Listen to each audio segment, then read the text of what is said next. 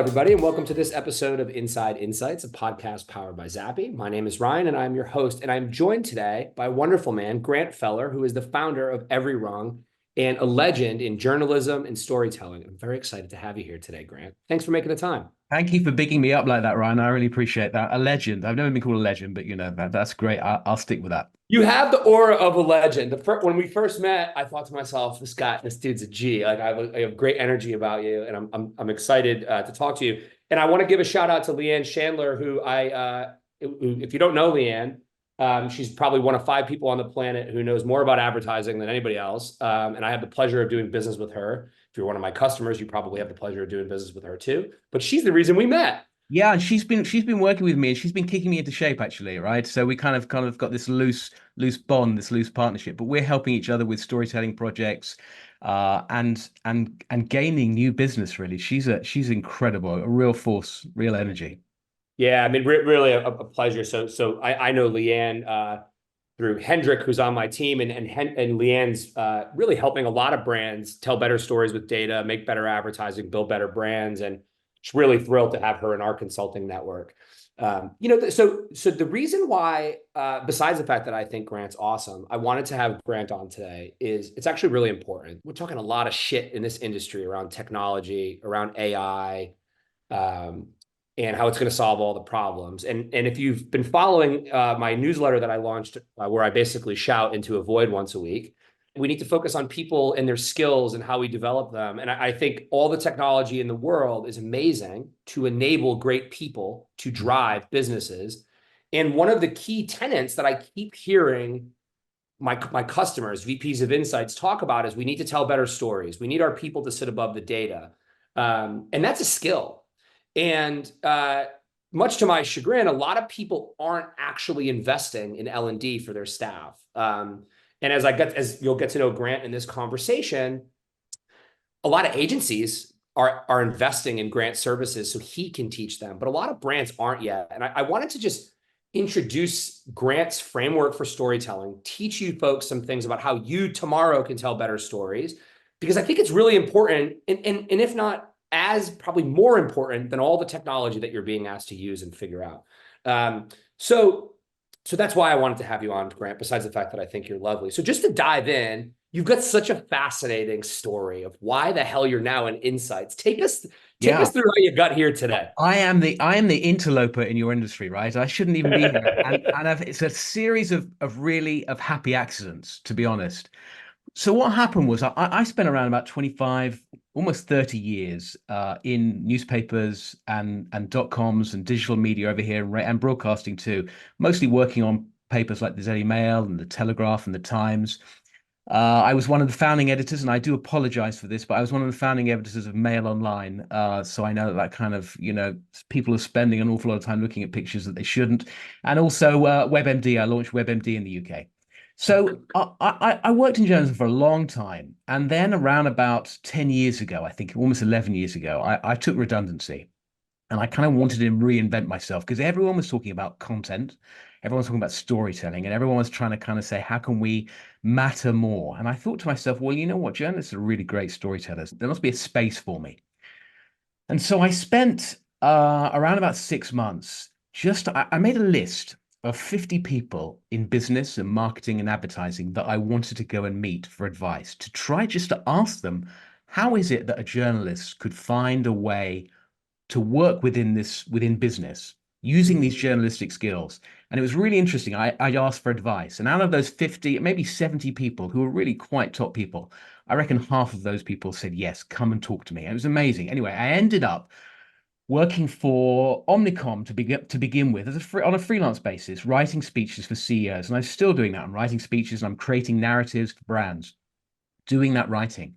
But in this project that I was working on for Philips, and I was working for the CEO of Philips, I was being given all of this material, all this insights material, all this data from the market research company. Now, here I was as a journalist, and I didn't have a clue what market research was. I'd never interested me, to be honest. But all I knew was when I asked, what is all this stuff? What is all this data? They said it was from the marketing. It was the CMO saying, well, look, we've got this amazing amounts of data, but we don't know what the fuck it means. Can you help us? Right. analyze it and use it in the speeches. And so I was asking questions of the marketing team, and what they were telling me was this gold dust, these insights, this research was not filtering up the chain fast enough. People were not making decisions from it. Uh, and we needed to figure out a way of making sure that the people right at the top of the company were able to analyze and figure out what all of this data meant and the decisions that they needed to take from it. And what I realized at that moment, it was my realization, was that this is what journalists do. We have Mhm. all of these piles of data, which we call facts.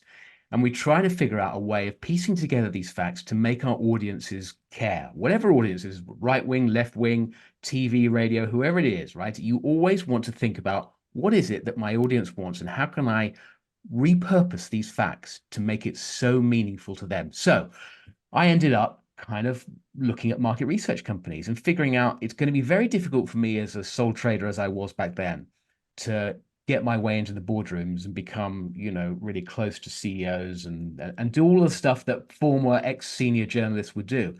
And I decided to kind of lavish some love and attention on the research industry and the insights industry because I felt that not many people were playing in that space when it Mhm. came to storytelling.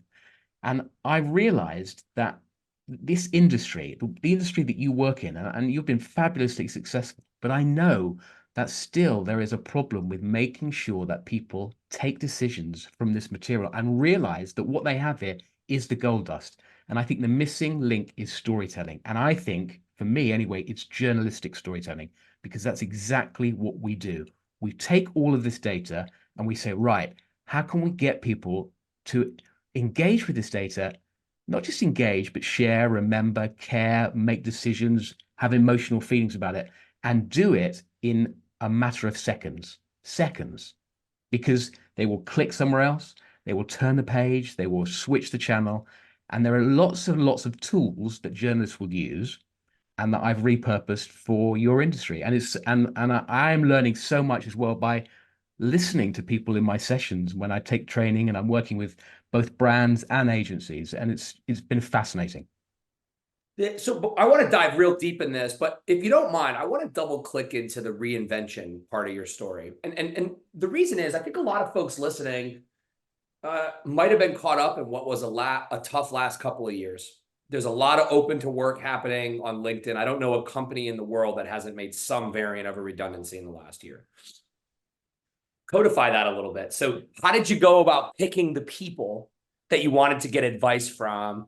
Maybe just give some people a little bit more color into that reinvention process because I What think it's what I did fascinating. was I was reading I read the business pages. I mean, obviously, I love reading journalism anyway. But anyone who was in the business pages, who was giving an interview, or was about to launch something, or had just got a job, I would make a list, right? And I would list someone had just got a job. I would make sure that I would contact them in 3 months' time, right? To say, I know now you've got your feet under the desk. I'd really like to talk to you for some advice or whatever. People who also were reinventing themselves. But I went through magazines, when they do the kind of the top 50 power players in Yep. PR and all Yep. that kind of stuff. And that's what I did. I had a list. And the thing was, it would take me a long time to find their email addresses.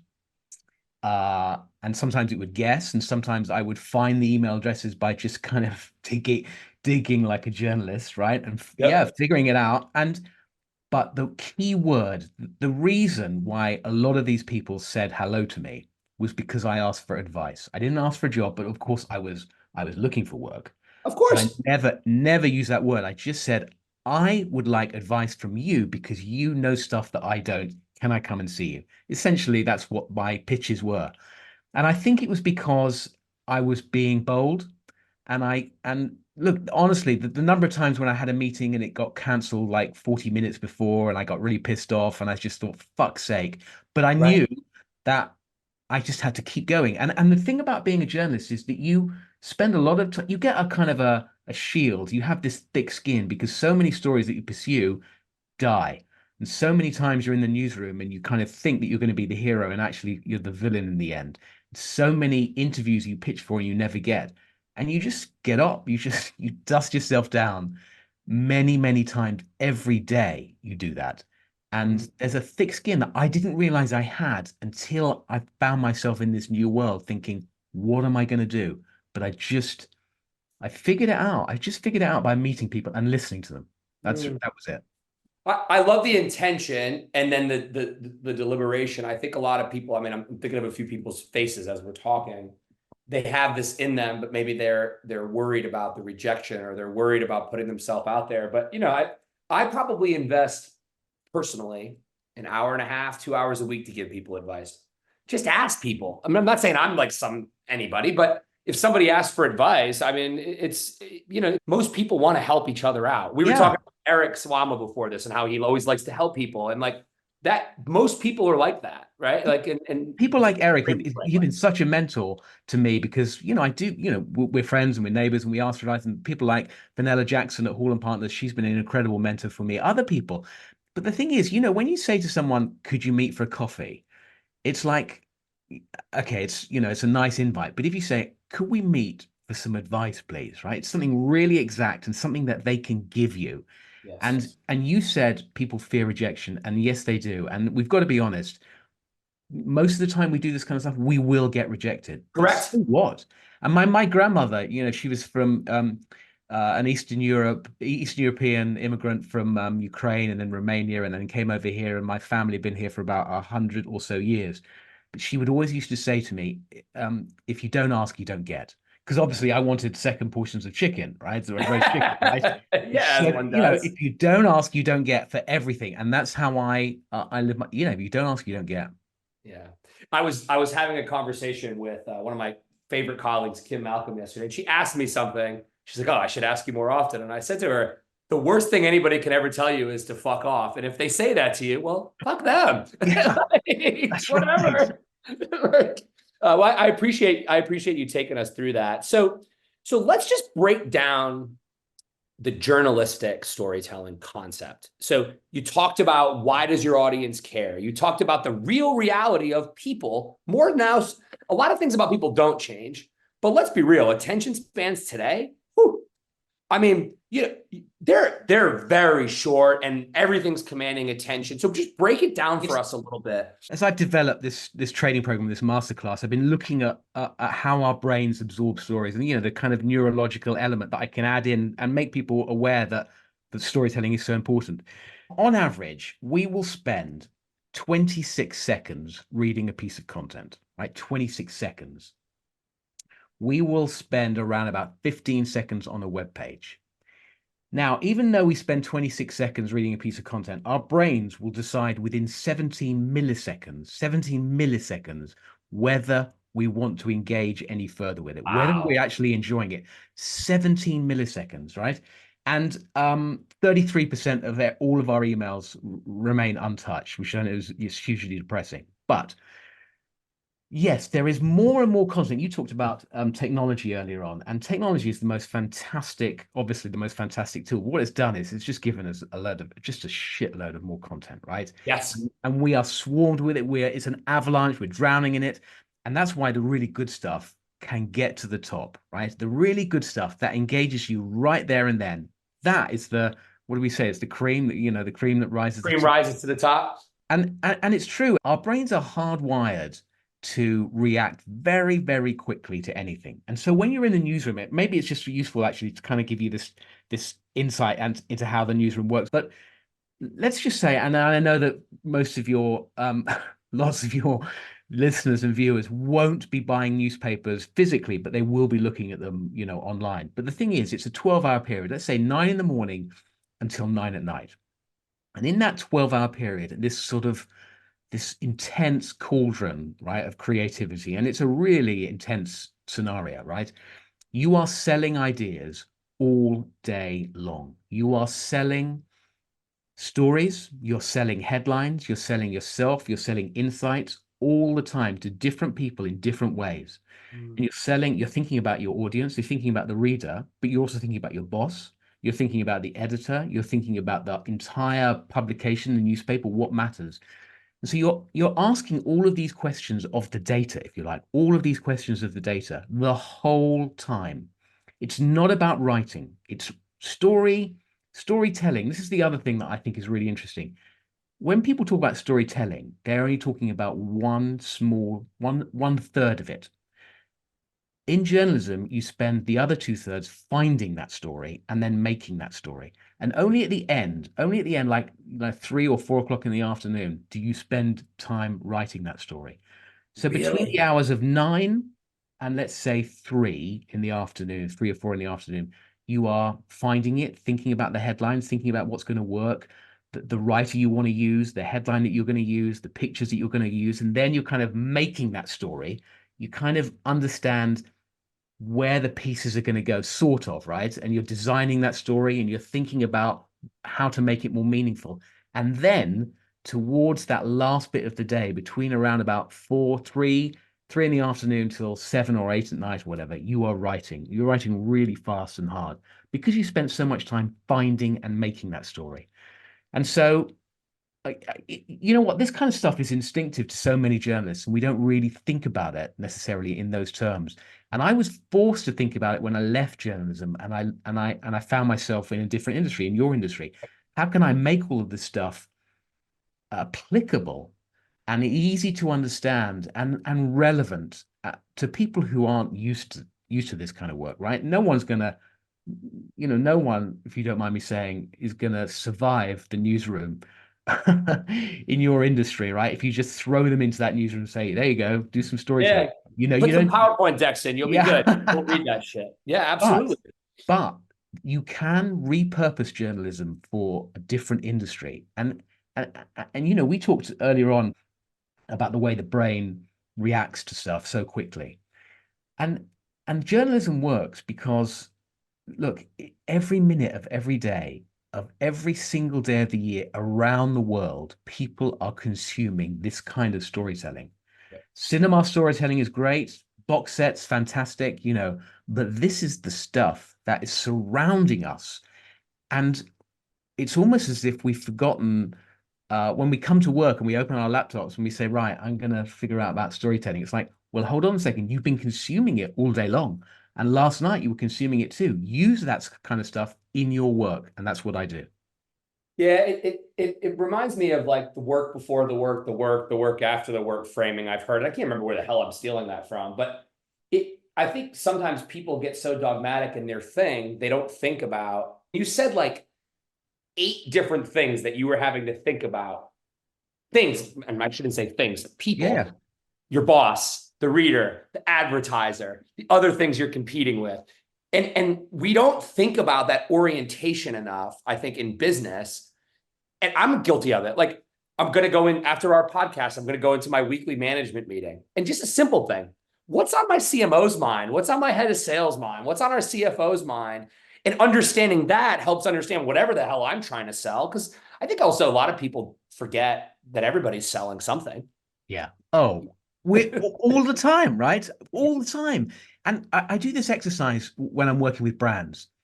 And I say, okay, fine. Let's talk about what's going on in the boardroom right now because we want to understand the conversation so that we can make our material more valuable to them. We're already moaning the fact that this stuff is not, rising up the ranks fast enough. So what are the conversations that are going on in the boardroom? And they always say, well, purpose, sustainability, customer satisfaction, and they're all going on that. And there's Same shit. eventually Yep. someone in the room will say, make money. And I will go, yeah. I mean, I'm sorry. And I say, but that should be the first thing that we ought, and there's nothing wrong with that because if this company didn't make money, of course, purpose is important. Of course, it's really important to be sustainable. All that's important. But if we're not making money, you've not got a job. And there's no way they're going to ask me to come in and help, fix the situation because things are going to be terrible. So, yes, we are selling and stories and the stories we tell from the data that we have, we need to kind of figure out, okay, well, how is this going to make us grow, make us Yeah. bigger, make us better? And it really saddens me sometimes that these teams that I work with aren't necessarily, they don't have that wider perspective. Why does this company matter? What's going on that I can help with? Because they're Yeah, just and I think like, focused. obviously your work, you work on both sides. You'll work with a market research vendor, but also the brands. And I think, I'm somebody who's worked for technology companies that serve the industry my whole career. And I think one of the things that you're always missing that the brands have, and maybe sometimes they don't have either the headspace, the skill orientation, or the thought to think about is the full orientation of the business. And I've long said consumer insights, I think as an industry has put itself on too big of a pedestal at the detriment of making itself integrated into the business. Let me explain to you what I mean. Hmm. What people think is super important so that a business can integrate in culture, so that a business can make money. Right. And I think one of the things I have empathy for my colleagues on the quote unquote vendor side is we don't see the full context because we don't walk those halls. We don't know the supply chain. And so I imagine in some of your work with a big agency, it's quite hard because they're doing a thing that connects to another 10 things. And the reason why I really wanted to drill into this with you is like all of you listening who are insights managers, that's not your job. You're not doing a thing. Your job is to orient all the things and bring that together for the Yeah. business. And if you do that, you'll become more influential in your organization, without a doubt. And I know that that's a thing right now. I think, or maybe it's been a thing for a while, but this sense that people who work in the insights teams and insights organizations, you should be more influential in the way that decisions are being made. And if you think, you know, it's like it's almost as if you want to be constantly thinking about the CEO in everything you do, in the way that a journalist, right? When you come in that kind of 9 o'clock in the morning, you're thinking to yourself, shit, I don't want to fuck up today, okay? Because I Right. want him or her at the end of the day to say, Grant, that was a fantastic story, right? And so you're constantly thinking about the editor. What do they want? How can I impress them? Where is the missing bit here, the missing element in the day's news or tomorrow's news that I can say, you know what, I've got something here that's going to look really good. So you are thinking about, I would say you're thinking about the editor and you're thinking about the reader, because the reader actually is the most important person, the person who's going to use your product, the person who's going to engage with it most. And so, we're kind of both talking in a roundabout way, essentially about thinking more about audiences and rather Yes. than thinking about our data and how fantastic the data is, because yeah, of course it's fantastic. And I never criticize the data, but I do criticize how it's packaged up and why it's so. You've got to find the meaningful bits.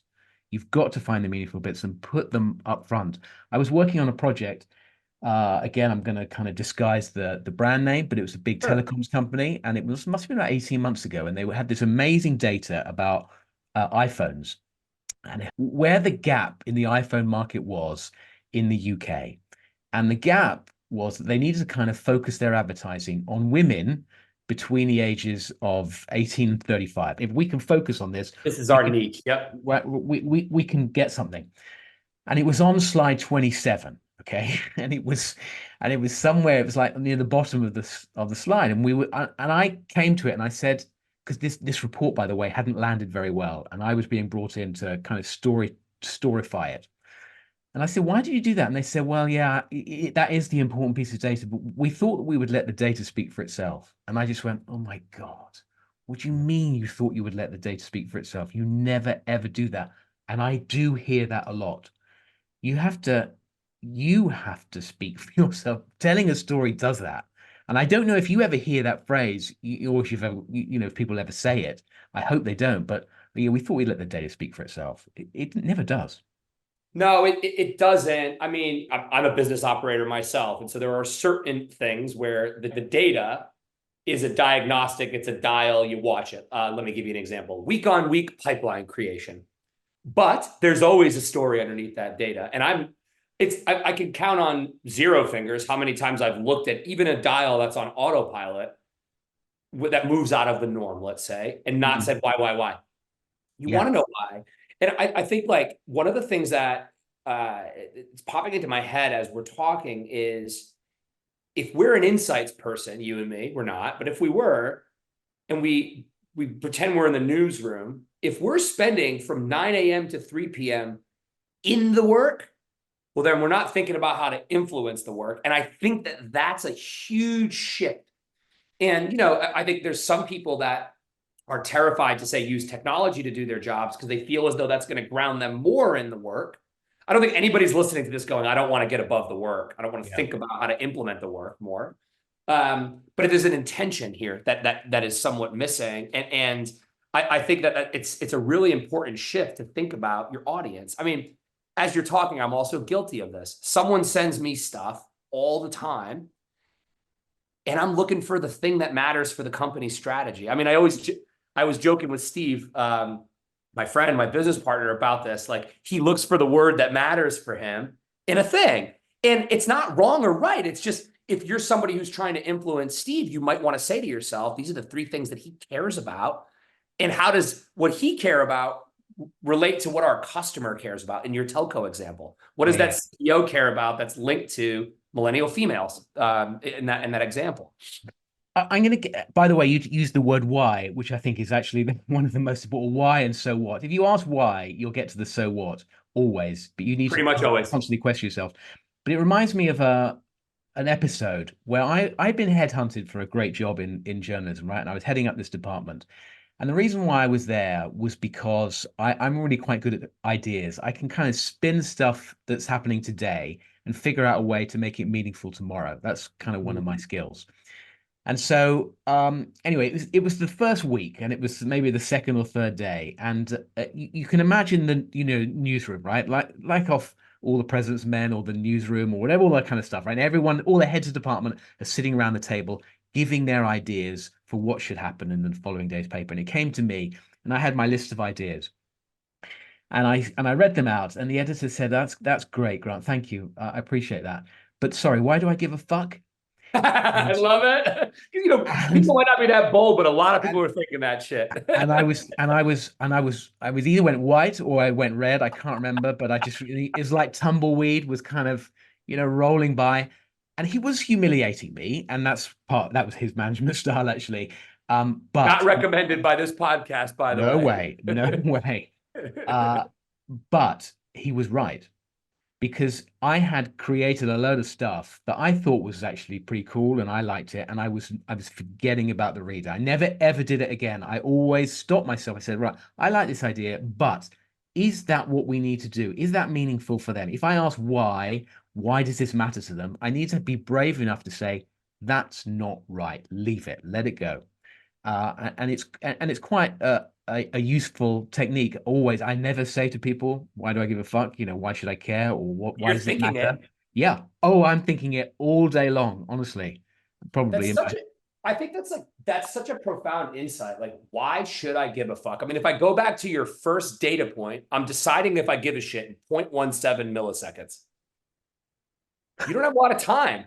And you think if you're working for a publicly traded company and you're trying to influence the C-suite, it's not just the content in their personal life that's consuming them. It's the stakeholder management, all the other fires, the strategy. I mean, so there's a lot of noise.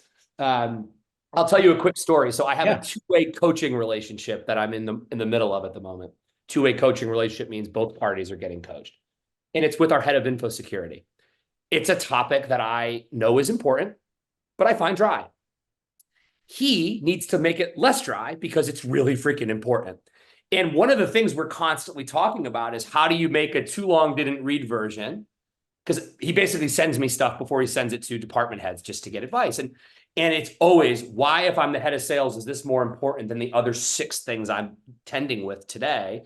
And it's really the same thing, right? Like, why should I give a fuck, Grant? That's a Why? mean man, but everybody actually thinks what he says. They just say it in a nicer way. Yeah. And you, by the way, and this is a bit of advice actually for everyone who's tuned into this, is that the best way of working out why do I give a fuck is headlines. Now, I know that everyone is going to say I can write headlines and all that kind of stuff, and I'm always in rooms with insight teams, or with the agencies or brands, whatever, and they all say, yeah, we're pretty good at writing headlines. No one is good at writing headlines, because everyone confuses headlines with labels. Labels is not a headline, right? And that's an easy thing to do. But when we are in the newsroom, we start with a headline. You don't Always. start necessarily with facts. I mean, that the thing that you start with is a headline. And if you cannot tell your story in 7 words, maybe 10 maximum, it is not a story. You have to dump it. You have to put it on the spike, as we say. You have to be able to tell your story in 10 words maximum. And if you've got a good headline, what that does is it does several things, but it focuses your mind on what the story is, right? And what matters and why you should give a fuck about it. And also, storytelling is a kind of a seduction. and you want to bring people in and you want them to care about it. And if you've got a great headline, and you will look at honestly tonight, look at the news or read something on the way home or listen to whatever, and look at it online. It's the headline that makes you stay, the headline that makes you remember about everything. And so, in your industry, what I am trying to encourage people to do is not do their stuff, do their slides, do their report, and then say, okay, so the headline on this is don't do that. Do it the other way around. Spend more time thinking about the headline, thinking about what the fuck is this headline about? Why should I care? What really matters? And if you do that, your work will become more meaningful. Your storytelling will become much, much faster, much faster. If you can imagine that in a newspaper, let's say a typical newspaper, let's say it's 86 pages of a newspaper in the UK, and in that 12-hour period, you're creating hundreds of stories, hundreds of thousands of words in a 12-hour period. And and and the following day is kind of, it looks like it's an effortless project, and it's not. But the whole thing has been built on headlines. I mean, I'm getting personally some inspiration and advice right this second. I mean, one of my challenges is I report into a board of directors. They will never have the context that I have about our business. And I think sometimes you run into the trap of feeling like it's your job to give context, but it's actually not. It's and I can I'm actually relating to all my insights friends listening on this exact point, because it's like, yes, you know the what, but everybody doesn't necessarily need to know the what. They either need to know the so what or the now what. And that's what people care about. And then you can go to the what if you need to. And I was thinking about all these insights reports where the headline is blah blah blah blah blah blah blah blah blah blah blah blah blah blah blah blah blah, and you have to shrink the fucking font in PowerPoint to make it fit. And I'm like, yo, dude, I'm not even listening anymore. So let's all challenge ourselves 7 to 10 words all next week to tell a story. I'm going to try myself. I'm going to see if I can do it. And you can do it. And you can look, there's always, you could give me a challenge. Don't do it now. I bet you could though. I could tell you any story in 10 words without a doubt. But by the way, listening to you while you're thinking about challenging me, but listening to you about, about the C-suite, right? So there's a friend of mine, I'm lucky enough to know an awful lot of people where I live in West London, but where I play tennis with him, and he's the CFO of a mega business who I'm not going to mention, but you will know who it is, or you know what the business is. And I was talking to him a couple of years ago about, things were really happening for me and the business was building, and I was talking to him about it. And he said, you know what, Grant, if you can stop me from saying for fuck's sake every time a deck lands in my inbox, right? And this guy is making decisions that affect one of the biggest companies in Britain. And he said to me, I'm saying for fuck's sake over and over again all day long, because the material that's being sent to me is not meaningful and it's not giving me headlines. It's not really, he wants to know what to do. He wants to know what his experts, the insight team, the marketing team, all of these people, they are experts at their job. And he wants to know, well, tell me, what do you think I should do? Give me a choice. I will make the decision. But what is going on? Why should I care? And the gap, the discrepancy here is that everyone below him thinks, I better give him everything. I better give him everything so that he thinks I'm doing the right thing, doing a good job, because he wants everything. And yet he doesn't want everything. Does not want everything. And the two sides don't talk to each other. It's almost, he's frightened of telling everyone, you know what, can you just give me two sides of A4? And everyone below him is frightened of saying, do you mind if we just give you like the headlines? And Jeff Bezos is amazing at this, right? Because Amazon have done this brilliantly, and he's insisted on it, and that things have to be shorter, more to the point, and factual, and so that people are able to take decisions from it. And that storytelling culture in that company is something that everyone should have a look at and try to replicate in some kind of way. I think they've been brilliant, but people at the top want to know what to do, and the people lower down are thinking to themselves, "I better just give them everything, just dump it all, and just hope that something sticks." That's my impression. It's such an important story that you're telling, because particularly when markets are tense, which they are still, CFO really matters. And I'm thinking about Melissa, our CFO, and like, she doesn't want to wade through 50 things. cool, I trust all of you. What do we do? And is it going to make money? And like, that's a very blunt thing, but it's super important. And I think we should all think to ourselves, how do we break through? How do we help Grant's tennis friend not say for fuck's sake? Because I think we'd all tell better stories if we just left with that challenge. I'm so pleased, by the way, that you've allowed me to swear because, as you know, journalists, swear an awful lot. So, I hope does this come with some sort of, PG It rating? has it's weird because like I never thought I would start a podcast talking about market research and have an explicit rating on Spotify. But hey, That's we've right. It's like having Brian Cox from Succession, on it, right? Fuck off. actually, Cameo, the app, we had Brian Cox do a cameo for our sales team. And it was awkward and funny and everything that was his character in Succession. That's And great. I think he said something in his very Scottish accent, like, just fucking get out there and do it. It was Okay. great. Can I just go back to something you just said, Ryan? You were talking about why and how we all know that that's a really important thing. One of the things that you get in a newsroom that perhaps people don't realize is that we are all questioning each other's work. It's not a solitary venture. Being a journalist is not a solitary venture. You will have an idea, it will go to somebody else, two or three other people, then it will go to your head of department, then it will go to the editor, then it will come back to you, then you're going to give it to a writer, and then you're going to share it with a picture editor and a digital editor, and a graphics person or wherever it's going to be, and then it's going to go through to a sub editor. Typically a story is going to have about 7, 8, 9, 10 different people involved in it, and everyone is constantly questioning the work, and we don't mind. We have that thick skin. Someone, you'll write something and someone will say, you know what, Grant, this just doesn't work, and you'll say, okay, tell me why. The idea being that we're all questioning our work. And when this kind of concept of brainstorming, right? And you bring an idea in, and in journalism, it's the opposite. It's called question storming, or it's not called that, question storming, but question storming is what it is. It's not brainstorming. You don't bring a ready-made idea to the table and say, "Hey, how about this?" And everyone goes, "Oh yeah, okay, great, well done." It's like you bring something to the table and say, "Come on, question it, push me, tell me, how can I make it better? Why does it matter? What's the important thing here? Why should I care?" And so I can't remember where I read this concept of question storming, or maybe I know I've read about it, but again, it's something that people might want to have a little bit of do some research over. Question storming is the way to get to the heart of a story. I actually love it, and I think because and I'll contrast it to a similar concept we actually employ within our own company.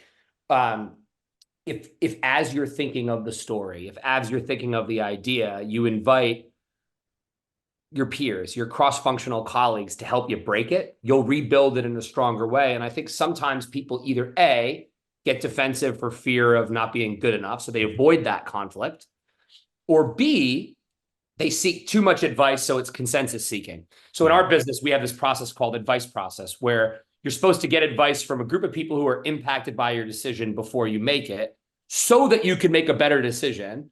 And sometimes people then fall into consensus seeking, which I fundamentally believe is regression to the mean, and thinking about the data points of attention. We don't have time for the mean when AI is writing stories every day. But I think it's a really important concept to invite critics to help you improve your thinking. And I think the contrast of that is to do it early, because I'll tell you, I never had question storming as the vocabulary, Grant, but I love it, except for when the cookies are already made. It's too late, right? And I see this with my own job. Like, our customers will come to us with a bad story for an ad, but they've already invested 3 million in it. It's too late. So the cookie's baked. It's like, what's the point of asking people what they think if the cookie's already baked? So it's a really It's difficult for you. It's difficult for you. I mean, this kind of stuff, some of it is I was going to say way above my pay grade, and it's right. But a lot of the stuff I'm talking about to you is conceptual, and in an ideal world, you'll be able to do it. And I can see how your hands are tied a little bit there. But one word was just coming out while you were talking there was collaboration. yeah. And we are inevitably we are not as closely collaborating, let's be honest, as we were 5, 6, 7 years ago, just because, and that's fine, right? It's a different way of working. We've changed, and I understand. I think it's great. But what it means is that sometimes we're working in isolation, and we're not necessarily leaning over each other and saying or nudging each other, or kind of that serendipity that we used to get when we were 5 days a week, 5 nights a week in an office.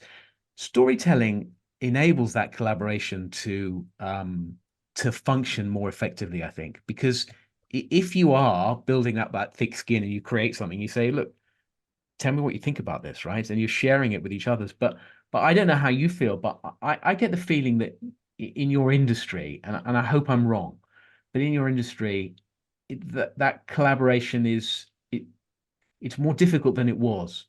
Yeah. Is that right? I think so. If I put myself in the shoes of a brand insights person or brand manager, they're making decks for the meeting that they have right away, and then they go to the next meeting, and they go to the next meeting, and so it's not really a collaboration; it's a presentation, and then you take the paradigm of distributed work, and so how do you balance the magic of you and me having an idea? We're in a room and we can sketch it out on a whiteboard, and we can break it, and we can throw paper, and we can go get a beer or a coffee, and so how do you balance that? But also some of the Jeff Bezos expertise works really well in distributed work, because you can write documents to explain your thinking and asynchronously have people question storm. And Yeah. I personally love written documents because I can see someone's thinking and help them break it and help them make it better. And so, like, how do you use those things? And I think one of the challenges I have is because we're somewhere stuck between sync, async, in-person, remote, busy people, we're running forward and not actually enabling ourselves to do deep collaborative work. And so it's something I'm really passionate about. And just thinking, and that's why sometimes why I like this idea that storytelling it's actually about finding and making. Because if you spend more time finding and making, you're thinking and you're collaborating and you're deliberating, and if you just go straight into the storytelling, I really hope people listening to this will think a little bit more about telling of it is just the last bit. People need to create space in their day to think and collaborate, not meet and sell only. And I think I think we're on the wrong side of that. Like, are we actually giving ourselves time to process and think and do these things? Because that's the hard part. And you know what? I think that the brands that you're working for want you to do that, right? Because they don't have necessarily the time to be doing that. That's why they're paying you the big bucks, right? So that you can not just because you're experts and you're brilliant at your work, but that you maybe you have the space to think for them. Well, I'm in a smaller business, so I can just say I need 3 hours a day to think, period. It's just, a little different.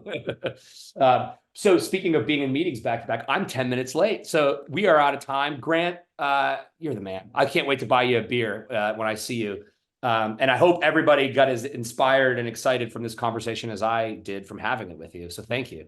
Thank you for inviting me on. I really love it. And thank you for the entire industry for letting me kind of spout my shit and kind of, wheedle my way into your way of working. I'm learning so much. So thank you so much. You're a welcomed interloper, my friend. Take it easy.